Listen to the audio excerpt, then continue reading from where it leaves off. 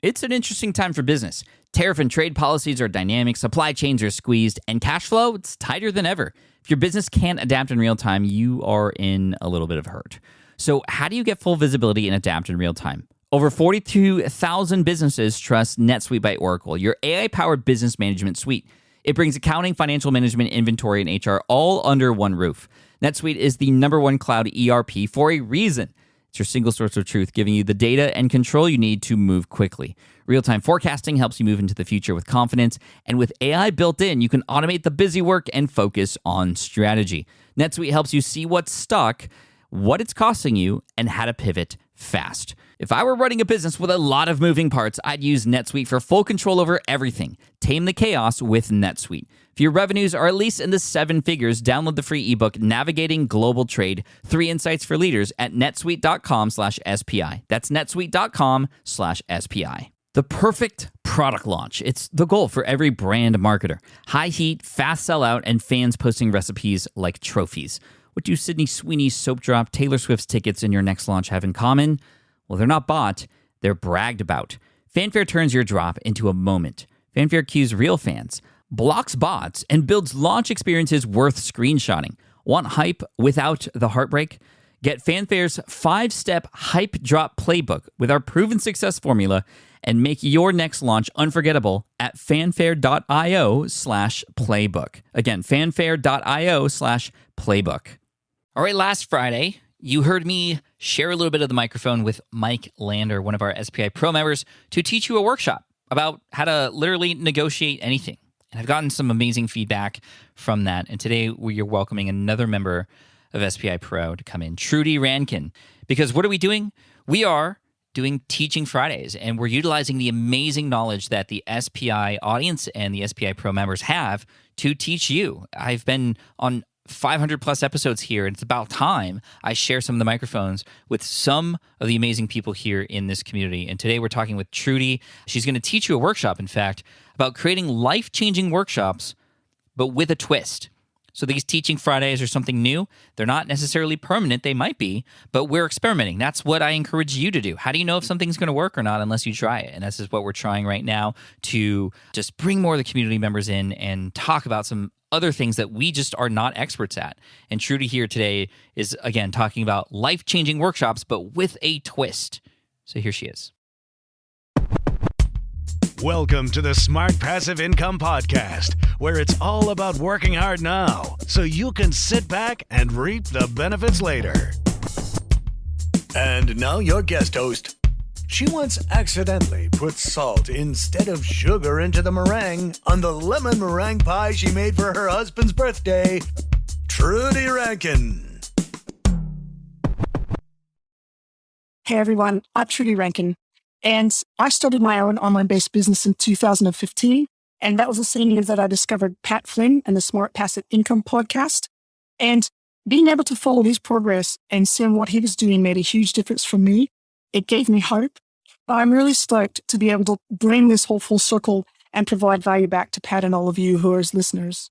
Now, shortly after I made the leap from CIO to entrepreneur, I actually used what I had learned from listening to Pat on the podcast to help a young man with significant vision impairment figure out how to monetize the blog he was writing.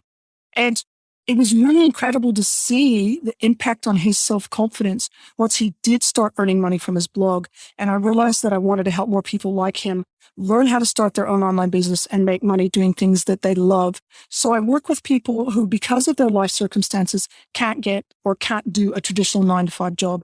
And it is really, really fulfilling, and I love doing it.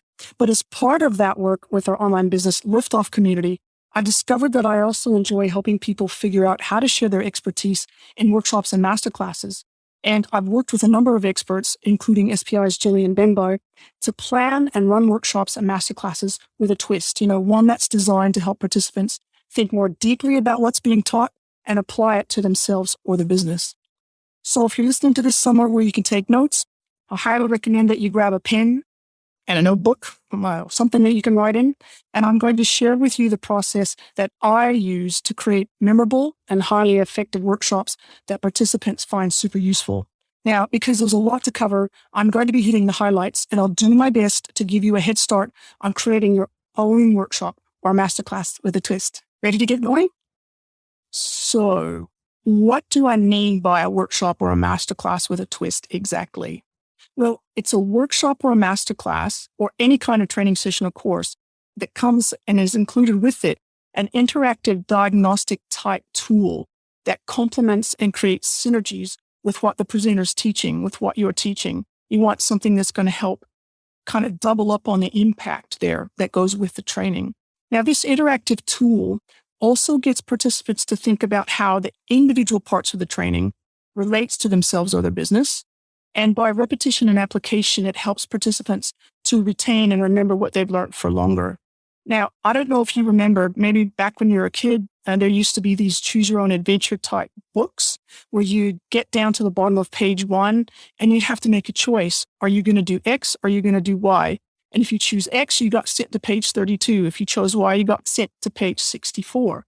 And these interactive diagnostic tools use this kind of approach to personalize the outcome for participants. So another way of thinking about it is it's like getting your participants to do like a really fun quiz, not one of those ones that you used to have to do at school or at uni, but more like a what's your personality type quiz. I'll give you a specific example. One of my collaboration project partners and I wanted to help small businesses diagnose how well they stand out from their crowd of competitors. And my project partner, who's an experienced marketer turned trainer, put together a training that focused on key marketing concepts like awareness. And I created a tool that reinforced that training by helping participants understand, where do they need to focus their efforts so that they can make more people aware of who they are and what they do. And people would walk out of that workshop going, oh my goodness, I've just gone through and answered all these questions. And now I can see exactly where I need to focus my efforts in terms of marketing. And typically people would walk out going, wow, I've got a really fantastic thing that I offer, but hardly anybody knows about me. I'm going to be able to do these things to actually address that issue. Now, another example is a workshop that I run for people who are looking at making a significant change in their lives, but they're actually feeling paralyzed from indecision. And that happens a lot because when you're making a big decision, sometimes the choice that you're going to make is going to impact yourself and maybe your family. So I show people how to use a specific thinking framework plus the interactive tool as a way of gaining clarity about their options or their choices. And at the end of the training, they have the tools that they need to be able to make that decision with confidence. And, could I teach the framework, the decision-making framework by itself without the tool? Yes, it could, but the interactive tool makes the whole process come alive. And it has a greater impact in terms of trusting that they've made the right decision. I've had people tell me that they've walked away and made really big decisions based on this framework that they've learned and the tool that they've used. Okay, so let's get stuck in. There are 4 parts to this training. First, I'm going to walk you step by step through some pre-planning questions. Next, I'll cover off the questions you're going to need to think about when you're designing your training session so that you can also design and create an interactive diagnostic tool to go with it.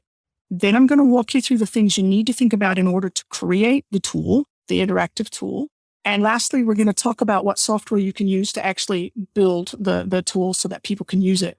And I'll explain about the software I use to build mine and why I use that particular software. Okay, let's start with the pre-planning part. Now, for those of you who are already workshop or course creators, this is going to be really familiar. So what I want you to do is, while you're listening, just start thinking about how the interactive tool fits in with your existing training content creation process. Okay? And then I want you to ask yourself these 7 questions. And these 7 questions are really, really, really important. They're the pre-planning questions that you need to sort of set the stage for making sure that the training and the interactive tool work really well. So the first question is, where are your participants in their journey? And I'm not talking about the buyer's journey. I'm not talking about the process where they don't know anything about you and then you eventually help them get to the place where they buy from you, they love you, they're super fans. That's not what I'm talking about. I'm talking about the part of the journey that you are wanting to help them with and where they are in that journey. Are they at the very beginning? Are they at the middle? Are they at the end? And then the next question is what's the next small step they need to achieve their goals on that journey? Do they want to go from level B to level C? Do they want to learn how to hit a golf ball better? Do they want to learn how to have a better relationship with their teenager? Do they want to lose weight? There's this journey that they're on, and you want to think about what's the next small step that they need to take to move towards their goals, and something that's going to give them a bit of a quick win. And as you think about those small steps, you need to think about how wide that gap is, or that chasm or canyon is between level B and level C. How wide is it? How big is it? How deep is it? Then you want to think about what you teach them in 30 to 40 minutes that's going to help them move across that gap or that chasm. And you want to be quite crystal clear in your thinking here, because you want to be able to narrow down what you can teach them to something that's really, really, really tight, succinct, and able to be consumed in small chunks. So you want to then think about that. What are those chunks? What are those small steps or pieces of material that people need to be able to, as I said, cross the chasm? And you want to try and aim for about 4 to 6 of those small chunks of material that people need to understand and use in order to move forward in their journey. Because, like I said, it can be too much to take in at one sitting if you have too much more than that. Then the next question, which is number 6, is what frameworks or proven process will you use to help people take those small steps? So typically you will already have a proven process that you use that helps people get results. And you want to think about which one, because usually people have more than one, you want to think about which one of those you're going to use to help people with that small movement forward. And question 7 is that what activities will you use that are going to help them understand and internalize what you just taught them and prepare them for using the interactive tool? So this is like running workshops 101, but it's really important questions that you need to ask yourself before you create the training material, so that you've maximized your ability to help people learn, remember, and apply what they've learned. Now, I find that mind mapping really helps here. Having something visual you can see and add to as you think your way through these questions. I use a tool called Miro. It's Miro.com. And I'm happy to share the Miro board template that I use when I'm walking through this process. If you want to use other mind mapping software, that's fine. You can just take a screenshot of my template and just use it whatever way works best for you. I'm just happy just to share the template. Let's move into part 2. Let's start looking at the design of the training for your workshop or your masterclass. First thing you're going to do is you're going to take those small steps that you've identified in the pre-planning phase, and you're going to use those as the basis to decide exactly what concepts you will include in each section of your training. And as I said before, these concepts are going to be based on your proven framework or process for getting results.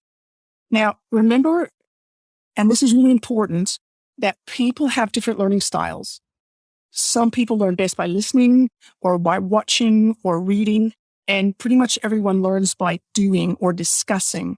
So you want to aim for about 10 to 15 minutes where you explain the relevant concept, the first concept from your framework or your proven process. And then you want to have a short activity where people work either individually or in a group to immediately apply that specific concept to their own situation. And then you're going to teach the next concept and have an activity, and the next concept and an activity, and so on, until you've covered your 4 to 6 concepts or small steps that are going to take people through to this endpoint of their journey.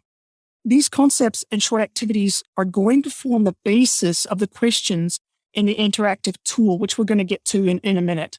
And by the time you finish this part of the process, you should have a really, really good idea of how you're going to run the workshop. You're going to know how long it needs to be. You're going to know exactly what you want to introduce the interactive tool to the participants. And if, as far as that goes, some people will get their participants to start using interactive tool from the start of the very first activity. And some people like to do all the training activities first and then introduce the tool and get people using it. And some people use the tool as a way of demonstrating what they mean as they present the concepts. So it gives people a visual way of seeing what it is the trainer means when they're talking about something. And we'll work through the questions in the tool using a case study, which helps people understand how to apply the concepts that are being taught in their own situation.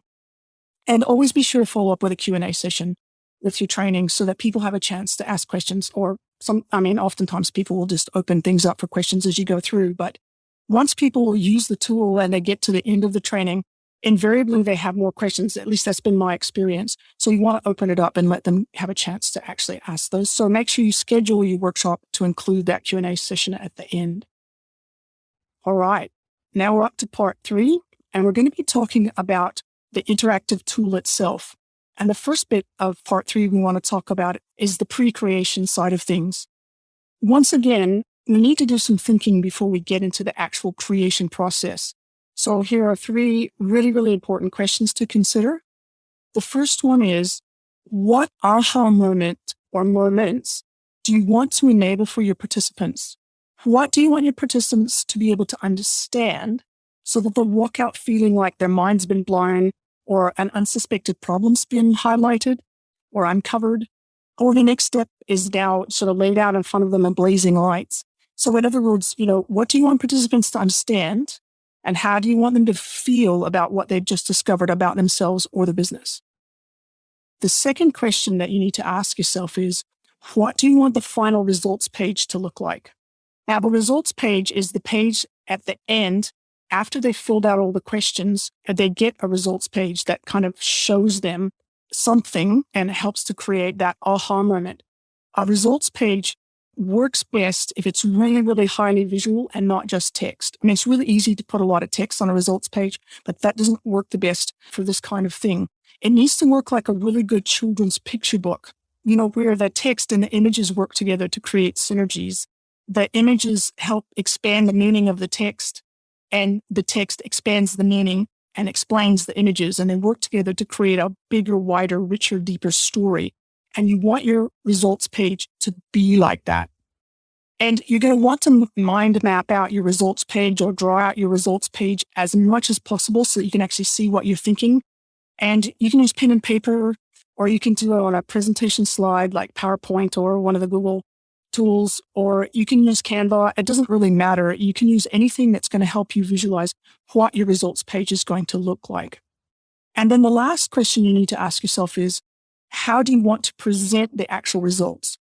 And by that, I mean, are they going to get a checklist? Are they going to see a total score or their score based against the total score? Are they going to get personalized advice based on their answers? What you decide here is going to determine how you frame your questions inside the tool. So it's really important. This question is really, really important. Now we're up to the part where you start to actually create your questions for the interactive tool. And you want to decide which questions you want the participants to answer and in what order. So that order part is important too. And less is more here. Typically, you're going to want to have between 10 and 15 questions, and really critical, no fluff questions allowed. Only questions that are critical for helping to achieve that aha moment that we talked about earlier. Now, coming up with the questions is going to be easier if you already have a framework you use to help people get results. And you're going to want to use only the most critical parts of the framework. You're not going to use all of it. And you want to pare down the questions that relate to that framework so that they're really clear.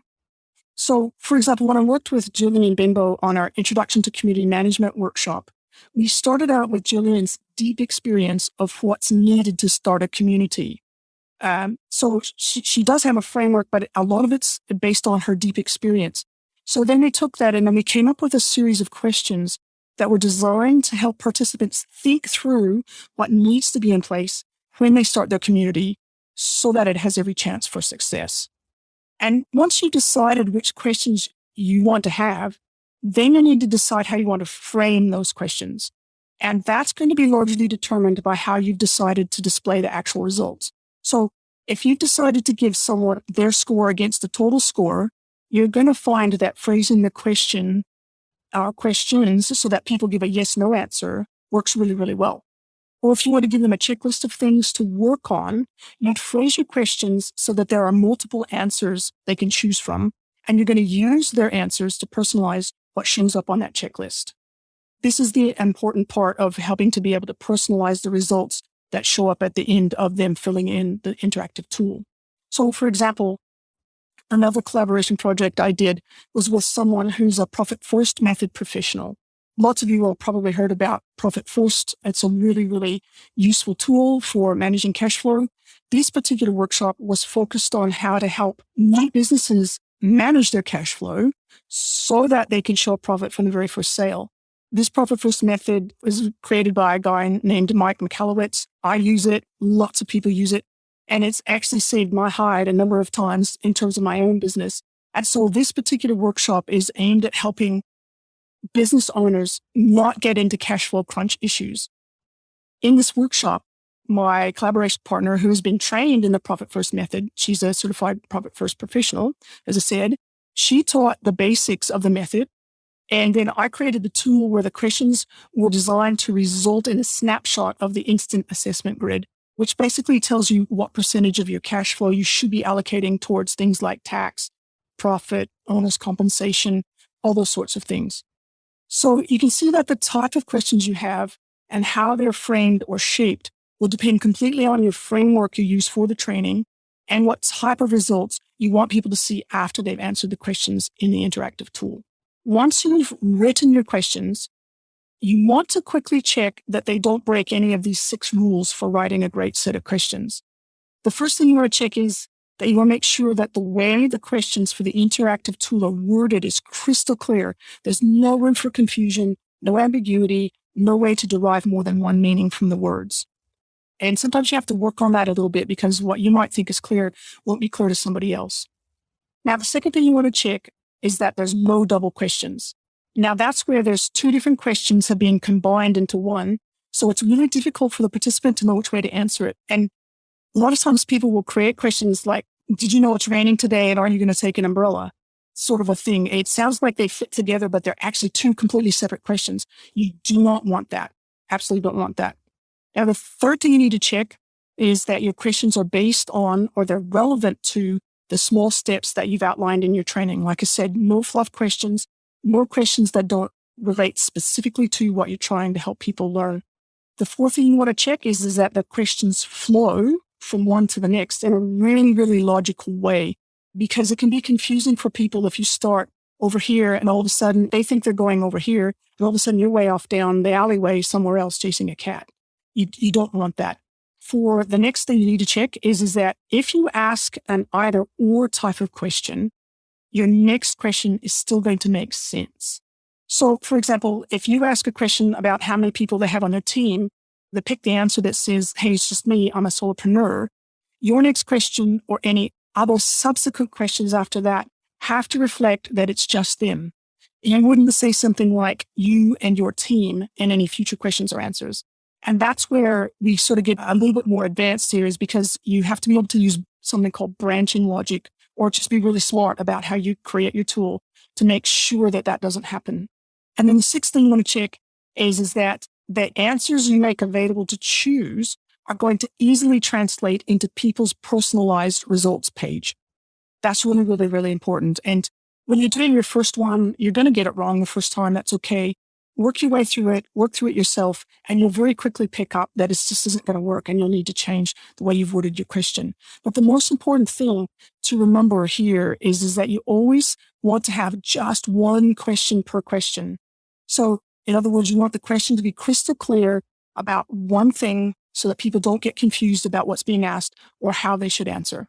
Because there's nothing that'll stop the flow of them going through your tool quicker than them going, oh, I don't understand the question. How should I answer it? I'm not sure. Is that right or is that wrong? And because they're in a learning situation, they're going to feel like it's their problem instead of you for not designing your questions really, really well. All right. So the next part we want to just touch on is what tools can you use? Because obviously you're going to need some sort of software tool or platform to actually create your interactive diagnostic tool. It's true that you could probably go really old school and you could design some sort of cool choose your own adventure workbook that's either paper or PDF based, but it can be really, really hard. In fact, if not impossible to use what I referred to before, that whole branching logic part of things, where if people answer a question one way, then the following questions make sense. The example earlier where someone says they're a solopreneur, so you don't want to have any questions or answers asking about their current team. Now, like I said, if you get really clever, you might be able to do that with a choose your own adventure type of approach to the workbook, and that could potentially work. But typically, you're going to want to actually use some sort of software. So you can use things like Google Forms or Jot Forms or Typeforms or something like Bucket.io. You may have heard of that, or Lead Quizzes. And they range in price from free for the Google Forms all the way through to a couple $100 a month for Bucket. It just depends on what your budget is, how complicated your interactive tool is, how much branching logic there is, how much backing functionality you need for things like branching logic, plus control over what the results pages look like. Those are really important things to think about. Now, personally, I use something called Leads Hook. It has everything I need and more function-wise, and it's at the very affordable end of the scale for the monthly fee. Plus, the thing I really like is that their support's great, it's very responsive, and the founder and their team are really committed to listening to their customers and providing what's needed in terms of new functionality. And their users range from newbies all the way through to really incredibly powerful and well-known sort of internet marketers who tend to use the tool for quizzes. It's well proven, it's well suited for quizzes, but it's also well suited to these interactive diagnostic tools we've been talking about today. And I love it so much that I'm an affiliate for it. You can probably tell how passionate I get about it. It's just so much fun to use. If anyone's listening who's listening to this is interested in Leads Hook, I do have an affiliate link. And if you do sign up using my affiliate link, I'd be happy to give you a template that I created, plus my quick start training video that explains how to get your interactive tool up and running very quickly. So very quickly, here's a recap of the steps that you need to go through to create your own masterclass or workshop with a twist. First of all, you want to start with understanding where your customer is on their journey and what they need to know or understand or do or prepare for to take that next small step towards their goals. And then keeping that in mind, you're going to want to break what they need to learn down into small, digestible chunks that's based on the framework you use to help people get results. You're going to want to keep their learning styles in mind, and you want to design your training to support those multiple ways of learning, because that's just as important as the way you frame your questions and what your training is like. And then you're going to use your framework and those small learning chunks to come up with questions for your interactive tool. You're going to design your results page, the page that people see after answering the questions, so that it combines text and visuals plus their answers to create an aha moment for your participants. Well, it's going to help them remember and take that next step towards achieving their goals. Now, I do highly recommend that you run these workshops live at least 3 times. That's what I try to do. And you want to ask for feedback each time about what worked and what didn't. And you're going to use the what worked part of what people tell you as testimonials. And you want to use what didn't work to improve your training and the interactive tool, because in my experience, it'll take you at least 2 rounds to actually get the tool working the way that participants need it to work. Not the way you think it should work, but the way participants actually use it. First time through, you're going to go, oh my goodness, I didn't realize that's how people were going to think about that or how they were going to use it. So you really do need to observe and watch and see how people use the tool before you kind of set it in stone. And remember, be sure to hit record each time you run a workshop, because once you're confident that the training and the tool are working the way you want them to, then you're going to use your best recording or a compilation of the recordings to create an evergreen training that people can buy from you. And that could actually make a great tripwire product or a low-cost way for people to get started working with you, or it could even be a core part of your main course. Either way, there's really huge value there, because even after people finish the training, because there's an interactive tool there, they can go back again and again to the tool, and they can use the results as a way of measuring progress. And being able to measure progress can be really, really important, because you can use the first time they go through your course or your workshop as a baseline. And then 2 weeks later, once they've implemented something, they can go back and do it again and see how they score better. It's a really good way of helping people stay accountable to the things that they've learned when they're doing the workshop.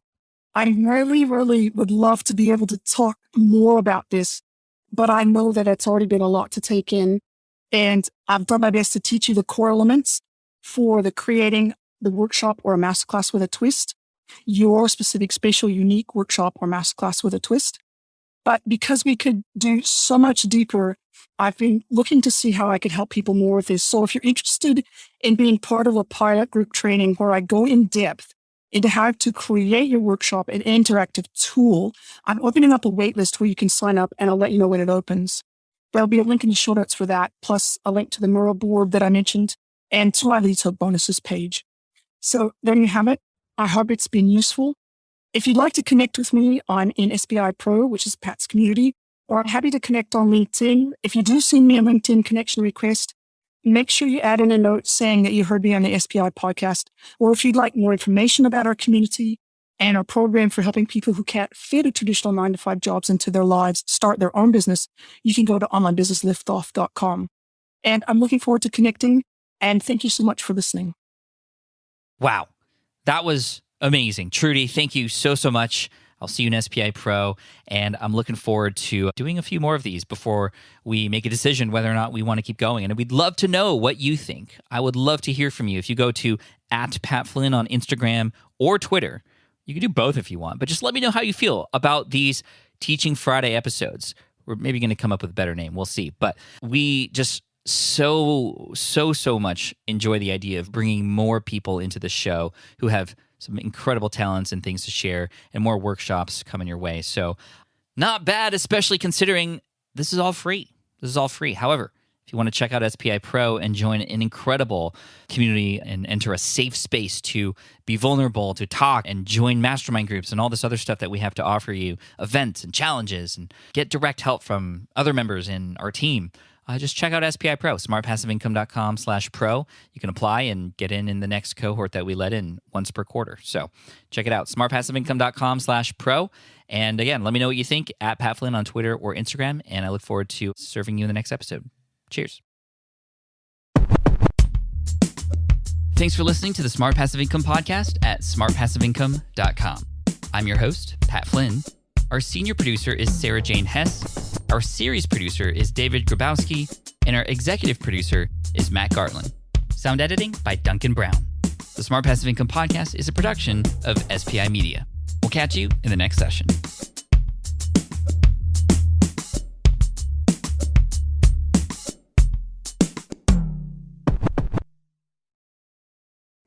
More people dream about building their own business and being their own boss rather than retiring early. But a majority of them never even take the first steps to register the business. Why? Because starting a business can feel overwhelming. With legal forms, paperwork, finances, it's a lot. And that's where Taylor Brands comes in. Taylor is a complete business builder designed to make launching your business simple and stress-free. You can register your LLC in just minutes, keeping your personal and business assets separate from day one. And from there, you can get access to everything you need to get off the ground, from legal documents, licenses and permits, invoicing and bookkeeping tools, and even a 100-day business coaching program to help you hit the ground running. You'll also get a free personalized business plan, branding tools, and so much more. And of course, our listeners get an exclusive 35% discount to get started. Just head to taylorbrands.com/SPI. That's TAILORBRANDS.com/SPI. Stop dreaming, start building with Taylor Brands. Hey there, quick pause here because I have to tell you about a tool that completely transforms the podcasting workflow, Riverside. I get it. I used to juggle multiple platforms just to record one podcast episode. It was exhausting. Zoom for recording, Audacity for editing, and then a bunch of different apps just to create clips and social posts. I've tried other ones as well. They were okay, but they were clunky and super time-consuming. That's where Riverside has massively helped. I can do it all in one place, recording, editing, repurposing, one platform, one streamlined flow. I just log in, record with my guests no matter where they are in the world, and just like that, studio-quality audio and high-resolution video all in one. And get this, even if your Wi-Fi glitches, Riverside records locally on your device so everything sounds and looks crystal clear. But here's my favorite feature, Riverside's AI editing tool. You can remove silences and filler words with just one click, hours saved. With Magic Clips, Riverside also automatically finds the best moments and turns them into ready-to-post videos for YouTube Shorts, TikTok, Instagram, all without the extra editing. So if you're looking to level up your production quality and simplify your workflow, go to smartpassiveincome.com/Riverside and use code SMART to get 1 month free on the Pro plan. That's smartpassiveincome.com/Riverside, promo code SMART. It's built by creators for creators, and I think you're going to love it.